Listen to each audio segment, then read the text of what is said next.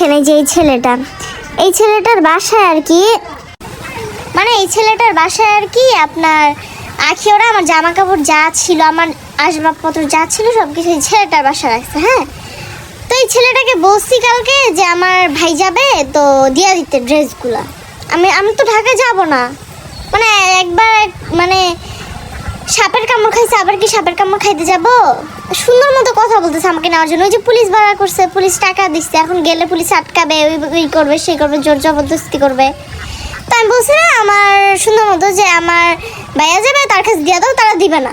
তারা আমি শুরু করছে, তারপর বলতেছে যে এই জামা কাপড় নাকি পুড়ায় ফেলবে। কে কি করতে পারে ওনাদের এলাকায় 11 নম্বর গিয়ে, মানে মিরপুর 11-তে গিয়ে করুক, কার বাপের সাহস আছে। আচ্ছা, আমার জিনিস কে নিবে না নিবে এটা তার কি সমস্যা? তার বলতেছে যদি হারা যায় তাহলে কি সমস্যা, কে দায়ভার নিবে? আমি বলছি আচ্ছা আমার যে ভাইকে পাঠাবো তার হাতে সুন্দর মতো উঠায় দাও জিনিসটা, তারপরে যদি কিছু হয় তাহলে তার ভাই আমার, ঠিক আছে? জিনিসটা তো আমার লাগবে, আমার মায়ের স্মৃতি আছে ওখানে, সব কিছু আছে, অনেক মালামাল একদম ভরে গেছে ওর। তো এগুলো দিবে না, উল্টাপাল্টা কথা বলে। আমি জাস্ট একটা কথা বলছি যে আমরা ওইখান থেকে যেন কোনো কিছু না হারায়, তাহলে কিন্তু একটু প্রবলেম হবে।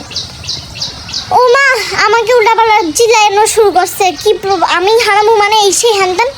বিশ্বাস করে মেহরুন আসার মেহরুন নিজে বসে চোর, ইভেন ভয়েসও আছে, আপনাদের চ্যানেল ভয়েস শোনাইতেছে, ভয়েস রেকর্ডিং।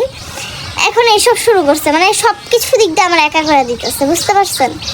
মানে এতটা নিকৃষ্ট মানুষ, আল্লাহ পাক তাদের মানে হেদায়েত করুক। হ্যাঁ, এই যে যারা আমাকে নিয়ে রোস্ট করতেছে না, তারা বাইবানি ওরা টাকা দিয়ে করাইতেছে, বুঝতে পারছেন? আর যে কত কিছু করাবে, জাস্ট অপেক্ষা করতেছি। কি বলবো, এই যে ফাঁস হয়ে যাইতেছে। আর একটা জিনিস, ওই যে মদ খাইতেছে, গাঁজা খাইতেছে, সিগারেট খাইতেছে, ভিডিওগুলো কি ভাইরাল করতেছে? আমি একটা ভাইরাল করছি, যারা ইচ্ছা তারা ভাইরাল করতেছে। এই যে বল না, ওই যে ওর এই কুকর্মের কথাগুলো আমার থেকে ফাঁস না হইলেও অন্য জনের কাছ থেকে একদিন ফাঁস হইতোই, ঠিক আছে? ও কেমন যারা জানে তারা অবশ্যই তাদের ভালো বলবে না, কখনোই না।